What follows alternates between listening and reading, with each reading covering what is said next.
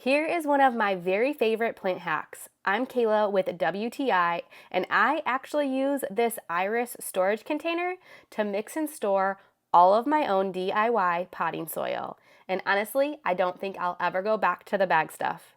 When I'm making my mix, I just add potting soil, perlite, and orchid bark, and I just literally dump everything in this container, mix it up, and then snap the lid shut and I'm ready to go. In this container, it has locking latches so nothing spills out. It also has optional wheels, which I did put on because I like that it makes it super easy to move around. I leave my shovel in there, and when it's time to repot something or if I brought a new plant home, then I can just move this container and plant wherever it's convenient to. If you're mixing your own soil or just sick of having a million different bags around like I was, then this is going to be a major upgrade for you. It really just makes things a little bit more convenient and easier to take care of your plants.